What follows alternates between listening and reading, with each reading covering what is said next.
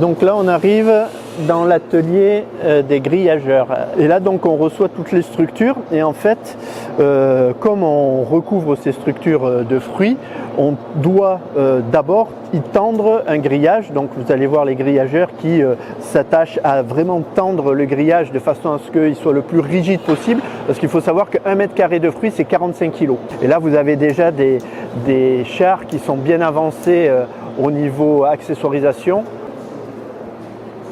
Il y a 10 chars en tout pour faire une fête du citron. Donc sur ces 10 chars, on a 5 chars figuratifs, c'est-à-dire 5 chars comme vous pouvez le voir là, où on a une représentation du sport. Et après, vous avez 5 chars où on a notre mascotte John Lemon qui est en situation et qui illustre certains sports.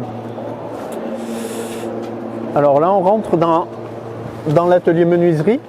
Donc là c'est vraiment, je veux dire, il y a tous les corps de métier. Donc Yann qui est peintre et qui réalise également des éléments décor. Alors ce qu'il faut savoir, c'est que nous, on est très fiers de ça aussi, mais ce sont des agents qui en fait tout le reste de l'année entretiennent les bâtiments.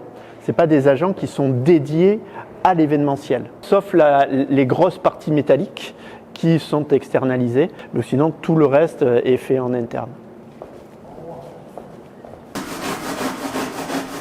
Je travaille comme sculpteur pour la fête des citrons depuis à peu près 5 ans. On fait tout ce qui est structure en polystyrène qui vont sur les parties qui seront fruitées, voilà, parce qu'on n'a pas assez de résolution pour faire tout en citron. Par exemple, là on est en train de travailler sur un motif de nageur.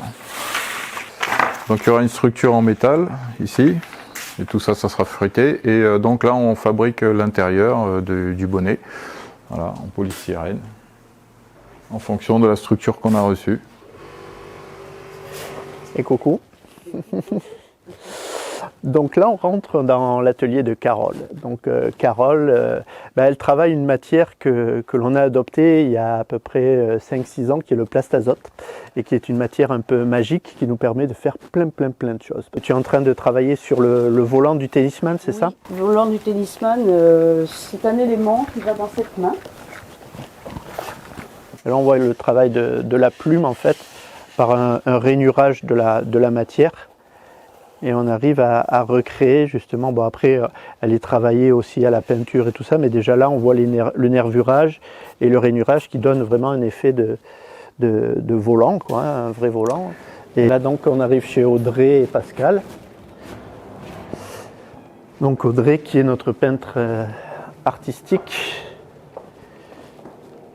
et qui donne vie à tous ces personnages. Donc Audrey, elle travaille au pinceau, elle travaille à l'aérographe, parce qu'en fait, c'est une maquilleuse XXL. Donc du coup, voilà. Et elle a un vrai don, parce qu'en fait, quand on voit ces personnages, on voit que en fait, elle arrive à donner de l'expression au visage. Et c'est génial. Ça, c'est le Box Box. Voilà, c'est une marque existante, donc on essaie de la tourner à la sauce mentonnaise.